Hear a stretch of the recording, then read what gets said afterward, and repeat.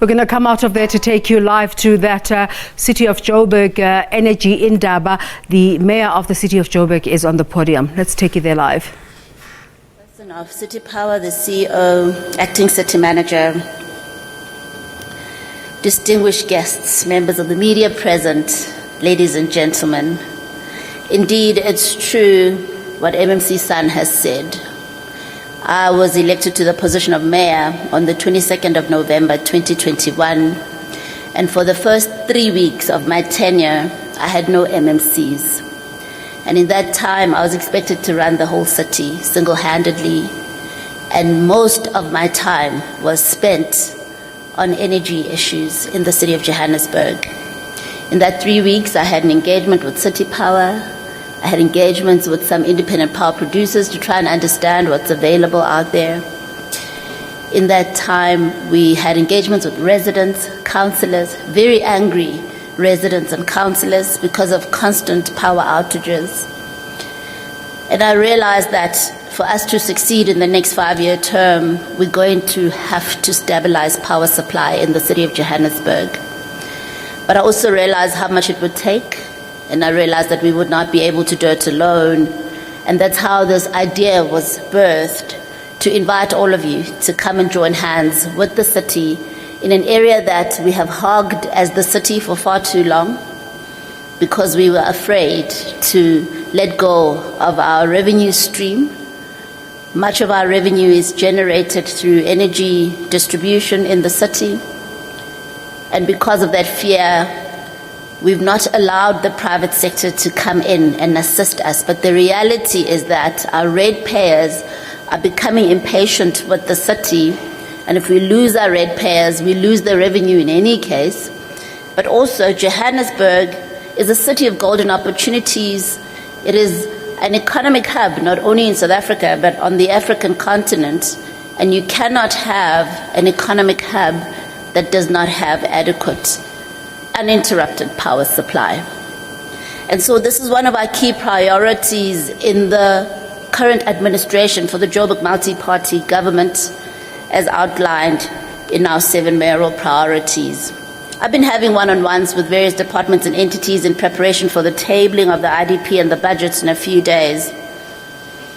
And City Power came through for their one-on-one, and they presented to us their plan to stabilize energy supply in the city, and it costs 26 billion rands. Now, to give you perspective, our total capital budget for the next financial year, starting on the 1st of July, is 7.7 billion rands. That's the total budget. That's including electricity, water infrastructure, roads infrastructure, social infrastructure, and various other amenities. There is no way, as the city alone, we will be able to turn around the energy supply situation in Johannesburg. It gives me great pleasure, therefore, ladies and gentlemen, to address you on the occasion of our first energy Indaba, hosted by the city of Johannesburg. As I reflect back on the 21st of April, 2022, during the occasion of my inaugural State of the City address, in addition to outlining the 7 mayoral priorities of the Joburg multi-party government, I announced that we'd be hosting this energy Indaba in May 2022 to resolve the energy crisis that's facing the city. I'm eternally grateful to my team, to MMC San, to the chairperson of City Power, newly elected in February, to our CEO, acting CEO, Mayor Chifularo Mashava, another Mbokodo, that's really taken on this challenge head on and is doing exceptionally well. Our acting city manager, who is the substantive executive director for environment and infrastructure, and this is something very close to his heart, and the team and everybody else that's been so supportive, including my office, in making this energy Indaba a reality. Our country has been grappling with several pressing questions regarding our energy future, because energy impacts all spheres of our daily lives. Recently, we've seen how geopolitical factors, mainly the war between Russia and Ukraine, have led to the rise in gas prices. On the local front, we've been warned to expect another high increase in the petrol price in June 2022 as national government reinstates the levy on the fuel price. As we are gathered here for the past few days, Eskom has subjected us to stage 2 of load shedding every day between 5 p.m. and 10 p.m. In 2022, the volume of electricity produced by Eskom fell well below the level that was produced in 2004. I don't have to remind you of the tariff increases that have been imposed on the electricity end user, and it's well established that Eskom's price path is not sustainable for the end user, and we're seeing this with the culture of non-payment amongst some of our rate-paying areas. This has a devastating impact on our plans as a city because without cost-effective and reliable power, our city economy is unable to realize its true potential. The city consequently has had to answer the following vexing questions. What are our energy requirements? And to what extent do we continue to rely on Eskom? What are the infrastructure requirements, including power generation plants, pipelines, distribution and transmission wires? What are the enablers for this infrastructure, particularly legislative and institutional arrangements that will open up these sectors? A key consideration as we face this uncertain future is how the City of Johannesburg responds to safeguard our economy in the face of these largely exogenous factors. The Joburg multi-party government adopted the golden start as we drive the 7 mayoral priorities. Our energy stance is premised on the sustainable energy strategy, which will introduce an energy mix which includes independent power producers and small-scale energy generators. Against this background, the City of Johannesburg is indeed entering the most exciting energy era in our history. It's exciting because indications are that the city is positioning itself to become more energy independent with less reliance on Eskom for our power needs. Clean energy provided by independent power producers will not only improve the city's energy security, but also respond positively to the climate change imperative. And if you're aware, I've just recently been elected to be one of the 2 Africa Vice chairs for C40 cities, driving climate change initiatives across the continent and providing leadership. This puts pressure on us as Johannesburg to get moving so we can show others how to do it. The traditional power delivery model that the City of Johannesburg has been relying on is being disrupted by technological developments related to new systems. We cannot assume anymore that our power will solely be generated by Eskom. Instead, more and more alternative energy models have come through, and as the city, we're forced to recognize so-called embedded generation as a serious option. For the city to be able to meet its energy requirements in the shortest possible time, very close collaboration is necessary with the private sector for the requisite investments to materialize. The city recognizes that we don't have the funding to keep up with the required investment in power infrastructure. Hence, private-public partnerships are seen as the most feasible way forward. This is in keeping with our 4th priority of a business-friendly city. The power sector generally, including embedded generation, energy storage, and smart grids, could leverage huge investment in our city and enable us to create the jobs that we desperately need. Power disruptions and load shedding have adverse repercussions on the priorities espoused by the City of Johannesburg multi-party government. For example, to address our 5th priority, which relates to creating an inclusive city and promoting inclusivity through various interventions, an integrated approach is required. As I said earlier, we will not be able to do this alone as the city. Our partnership with you is going to be key if we're going to realize this objective. The upgrading of informal settlements to level 3 also includes giving our poorest of the poor in informal settlements the energy security that they need. And this will need to happen through our very intentional investment in alternative energy sources that will be affordable even for the poorest of the poor. And we're hoping that you can help us to achieve that. Should be holding this conference in the township, obviously.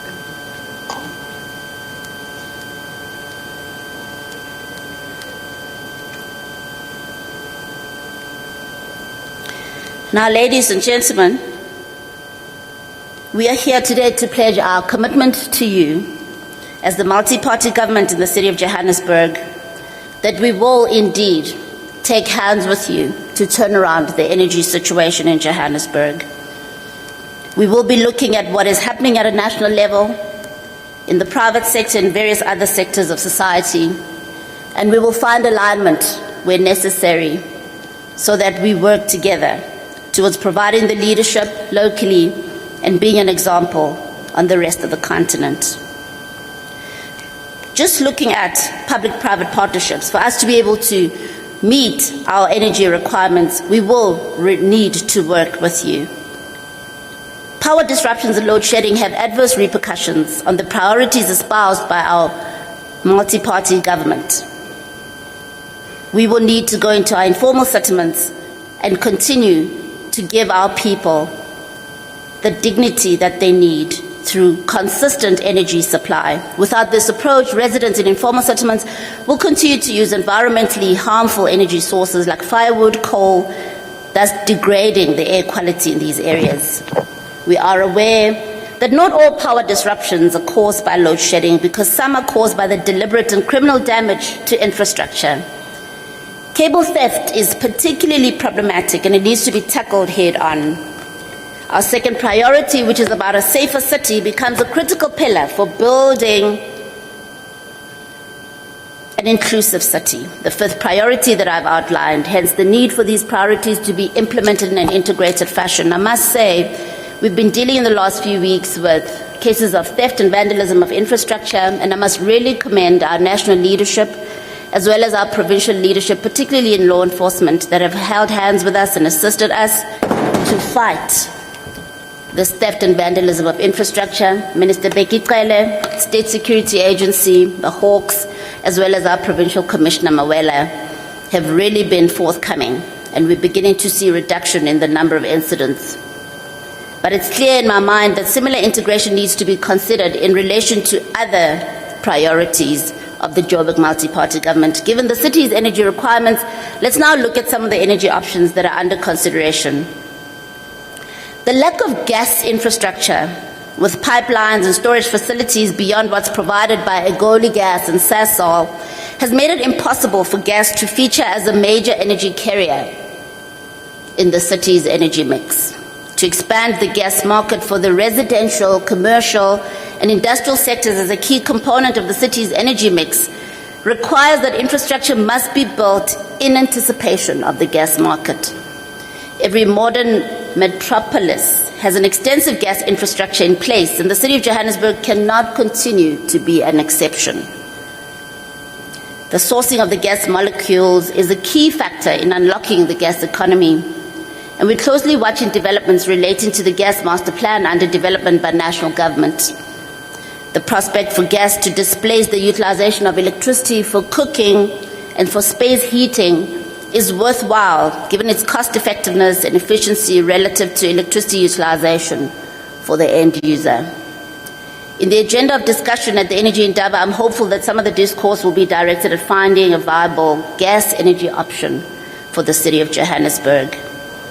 I know that there's already some liquefied nitrogen gas in our setting. Very exciting to see the growth of this industry and to see possibility in what we can do with some of these partners on the ground. If one considers the renewable energy program under the integrated resource plan, an accompanying storage technology program will make the combination of the renewable technology with storage a viable option going into the future. To date, South Africans across all municipalities have installed an estimated 200 megawatts of rooftop PV systems, according to the energy regulator, NERSA. As wholesale electricity tariffs rise, we can expect more rooftop PV systems to be installed. I've already said that we've hogged the space for the longest time for fear of losing our revenue. And yes, as we see people move onto renewable energy sources on their own, it does threaten to reduce the city's energy revenues. And we're best advised to then take a proactive stand in providing alternative energy solutions for our residents, which is exactly what we hope to achieve through this Indaba. The adoption of storage technologies based on battery systems or other options continues to grow as they become relatively cost-effective. Small-scale embedded generation through biomass, biogas, and municipal waste are areas holding great potential for creating a circular economy around waste management.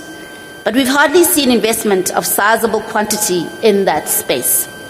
Technologies are available for these resources to be added to the generation mix at small sub-utility scale. Given the number of sites operated by the city for processing waste, this potential energy source technologies based on battery needs to be explored.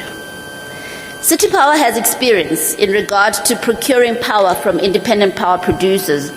And I think the program director also mentioned Kelvin Power, who we get 10% of our energy from. Whilst Kelvin Power is a fossil-fired power plant within the jurisdiction of the city, more clean energy generators need to be procured to augment Eskom supply. And as the program director said, Kelvin also has the option to consider migrating to more clean green energy forms. As the world moves toward a less carbon-intensive economy, the city cannot be left behind.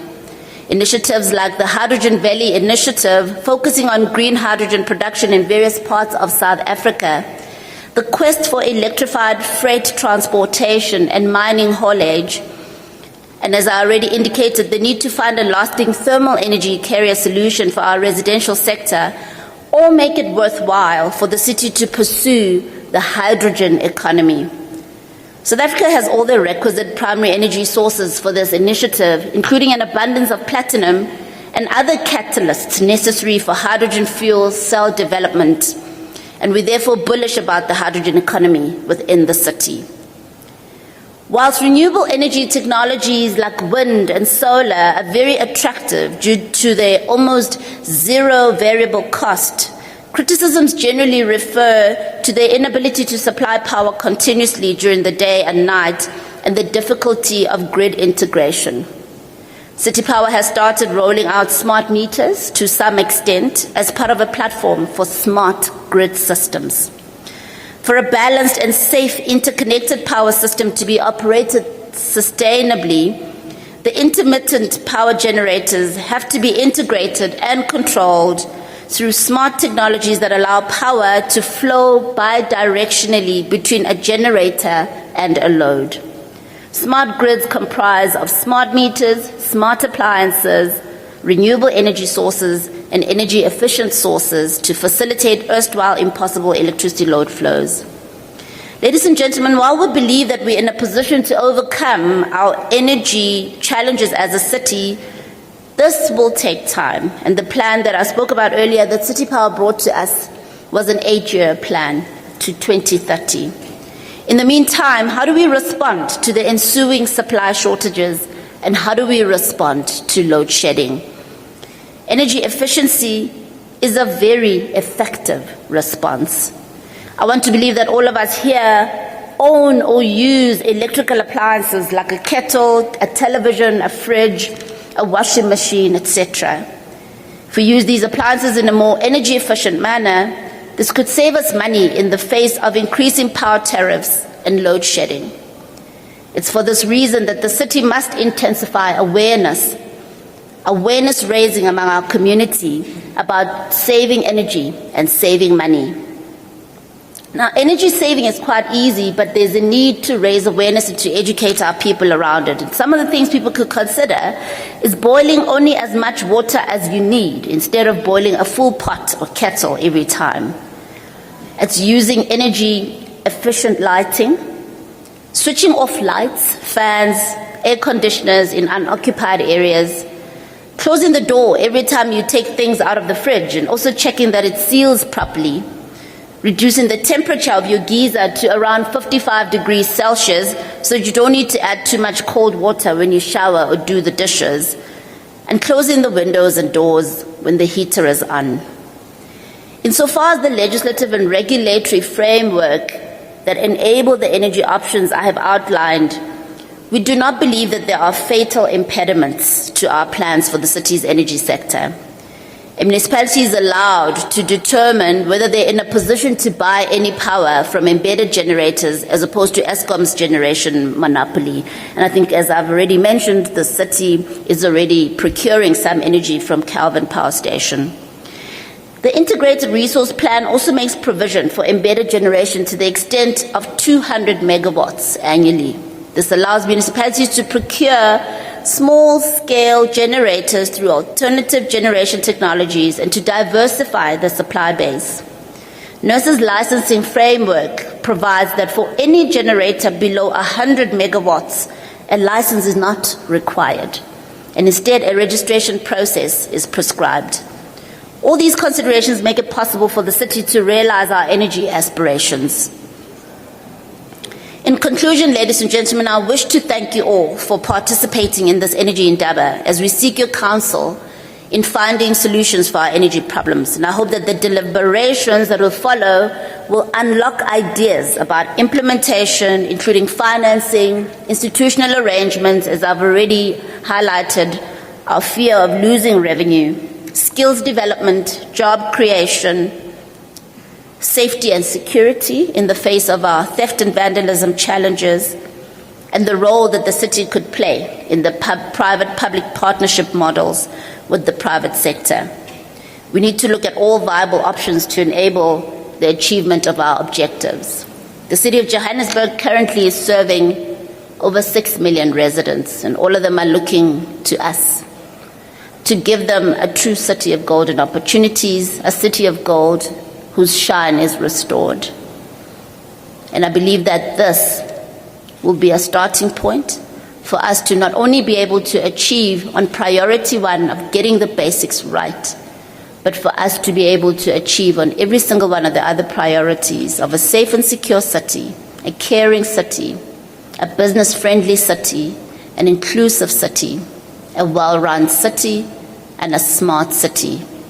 Not forgetting the green thread that runs through all of them as we continue to chase green and clean solutions towards developing our city of Johannesburg. Looking forward to all the deliberations, and I wish you very fruitful interactions. Thank you very much. And we're coming out of that address by the City of Joburg Executive Mayor Mpho Phalatse, putting paid to a promise she made in her inauguration address, where she promised to have this energy indaba for the city by May. And there you have it. We'll continue to bring you details coming out of there.